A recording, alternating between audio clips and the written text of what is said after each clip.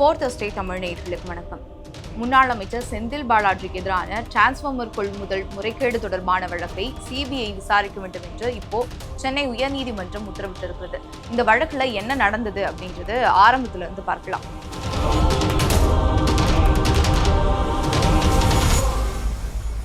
நிம்மதி property management. Contact 7667008999. நலம் தரும் நல்லார் சித்த மருத்துவமனை.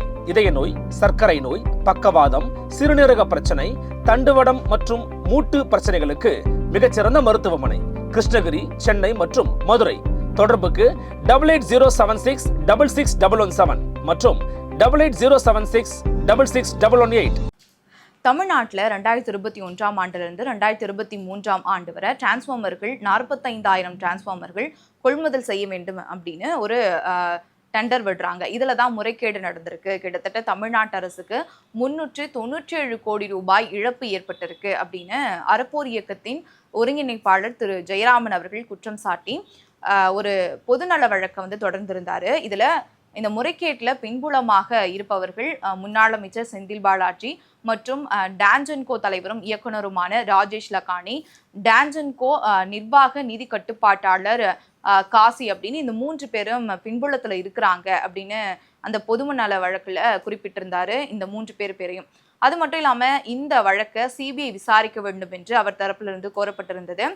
அதிமுகவின் சார்பாக வழக்கறிஞர்கள் அணி சார்பாகவும் இந்த வழக்கை சிபிஐ விசாரிக்க வேண்டும் அப்படின்னு அவங்க தரப்புல இருந்தும் ஒரு பொதுநல வழக்கு போடப்பட்டிருந்தது. மனுதாரர் தரப்பிலிருந்து வழக்கறிஞர்கள் யார் யார் ஆஜரானாங்க, அவங்க தரப்புல இருந்து என்ன வாதம் வைக்கப்பட்டது அப்படின்னு பார்த்தோம்னா, வழக்கறிஞர்கள் ராகவாச்சாரி மற்றும் சுரேஷ் வேத விகாஷ் ஆகியோர் ஆஜரானாங்க. டான்ஜன்கோ தரப்புல இருந்து ஜெனரல் PS ராமன் அவர்கள் ஆஜராகியிருந்தாங்க. அவர் என்ன சொல்லியிருந்தார் அப்படின்னா, கொள்முதல் செய்யப்பட்ட ஒவ்வொரு டிரான்ஸ்ஃபார்மர், அதாவது 35,000 40,000 வரை நாங்கள் விலையை குறைத்து அரசுக்கு மிச்சப்படுத்தி இருக்கிறோம். எதிர்மனுதாரர் சொல்ற மாதிரி தமிழ்நாட்டு அரசுக்கு எந்த ஒரு இழப்பும் ஏற்படலை, அடிப்படை எந்த ஒரு ஆதாரமும் இல்லாத ஒரு வழக்காகத்தான் இருக்கு அப்படின்னு அவங்க தரப்புல இருந்து வாதிடப்பட்டது. லஞ்ச ஒழிப்புத்துறை போலீசார் இந்த வழக்குல என்ன சொல்லியிருந்தாங்க அப்படின்னா, ஏன் அவங்க நீதிமன்றத்துல அவங்க வாதத்தை வைக்கிறாங்க அப்படின்னா, திரு ஜெயராமன் அவர்கள் இது தொடர்பாக முதல்ல புகார் கொடுத்ததே லஞ்ச ஒழிப்புத்துறை போலீசாரிடம் தான். அவங்க என்ன சொல்றாங்க அப்படின்னா, முன்னாள் அமைச்சர் செந்தில் பாலாஜி அவர்கள் மீது மற்றும் டான்ஜன்கோ தலைவர் ராஜேஷ் லக்கானி அப்படின்னு இவங்க மீது சுமத்தப்பட்டிருக்கக்கூடிய புகார்களை நாங்கள் விசாரிச்சோம், எந்த ஒரு முகாந்திரமும் இல்லை அப்படின்றதுனால இந்த புகார் நாங்கள் முடித்து வைக்கிறோம் அப்படின்னு அவங்க தரப்புல இருந்து சொல்லப்பட்டது. டிரான்ஸ்ஃபார்மர் கொள்முதல் தொடர்பாக முன்னாள் அமைச்சர் செந்தில் பாலாஜி மற்றும் டான்ஜன்கோ தலைவரும் இயக்குனருமான ராஜேஷ் லக்கானிக்கு எதிரான புகார்ல இவங்க 2 பேரையும் விசாரிக்காம டான்ஜன்கோ நிதி கட்டுப்பாட்டாளர் காசி அவர்களை மட்டும் லஞ்ச ஒழிப்பு போலீசார் விசாரணை நடத்தியது எங்களுக்கு சந்தேகத்தை ஏற்படுத்தி இருக்கு லஞ்ச ஒழிப்பு போலீசார் மீது அப்படின்னு சொல்லியிருந்தாங்க. இந்த வழக்குல இது மிக முக்கியமான ஒரு விடயமாக நம்ம எடுத்துக்கக்கூடியதாக இருக்கு. அது மட்டும் இல்லாம ஆரம்ப கட்ட விசாரணை அப்படின்ற பேர்ல வழக்கே போடாம, அதாவது வழக்கு பதிவு செய்யாமலேயே ஒரு விரிவான புலன் விசாரணையை லஞ்ச ஒழிப்பு போலீசார் செய்திருக்கிறாங்க. கிட்டத்தட்ட 66, அதாவது 44 சாட்சியங்கள், 68 ஆவணங்களை பரிசீலனை செய்த பிறகு இந்த புகார்ல எந்த ஒரு முகாந்திரமும் இல்லை அப்படின்னு லஞ்ச ஒழிப்பு போலீசார் சொன்னதை எங்களால் ஏத்துக்க முடியல அப்படின்னு அவங்க தரப்புல இருந்து சொல்லப்பட்டது. மேலும் இந்த புகார் கொடுத்து 20 மாதங்களுக்கு பிறகுதான் தமிழ்நாட்டு அரசு போலீசாருக்கு விசாரணை நடத்துவதற்கே அனுமதி கொடுத்திருந்தாங்க. ஏன் இவ்வளவு பெரிய காலதாமதம் ஏற்பட்டிருக்கு அப்படின்னு கேள்வி எழுப்பியிருந்தாங்க.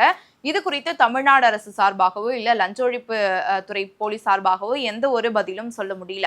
மேலும் இதுல நீதிபதிகள் குறிப்பா சொன்னது எடுத்து பார்க்கும்போது, அறப்போர் இயக்கத்தின் ஜெயராமன் அவர்கள் இந்த புகாரை 2023ஆம் ஆண்டு கொடுத்திருக்கிறாரு. போலீஸ் விசாரணைக்கு கடந்த 1ஆம் தேதி ஆஜராகியிருக்காரு. ஆதாரங்களை 2ஆம் தேதியே கொடுத்திருக்கிறாரு.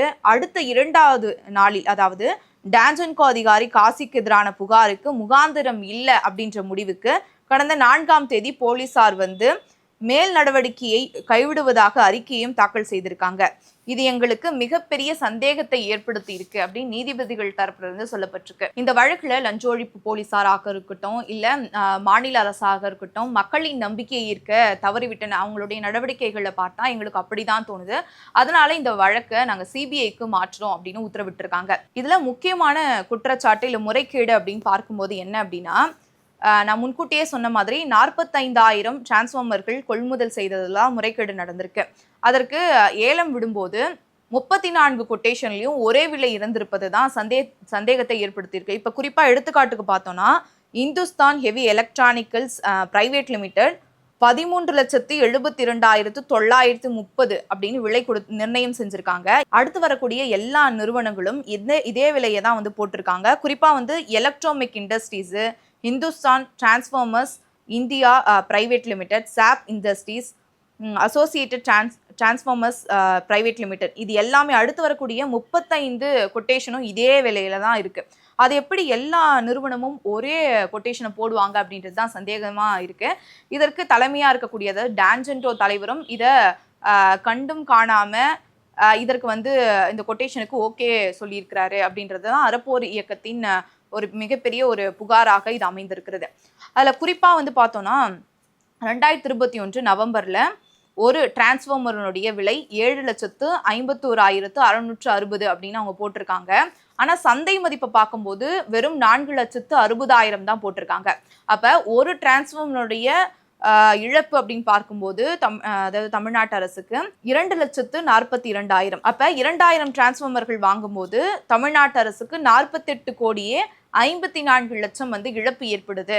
பிளான் பண்ணியே தான் இந்த முறைகேடு செஞ்சிருக்கிறாங்க. அதனால முன்னாள் அமைச்சர் செந்தில் பாலாஜி அவர்கள் மீதும் இதற்கு பின்னால இருக்கக்கூடிய அதிகாரிகள் மீது நடவடிக்கை எடுக்கணும் அப்படின்றது தான் அறப்போர் இயக்கத்தின் ஒரு கோரிக்கையாகவும் அவங்க கொடுத்திருக்கக்கூடிய புகாரின் முகாந்திரமாகவும் இருக்கு. அடுத்தடுத்த கட்டமா இந்த வழக்கு எதை நோக்கி போகுது அப்படின்றத பார்க்கலாம். அடுத்த நிகழ்ச்சியில் சந்திக்கிறேன். நன்றி, வணக்கம்.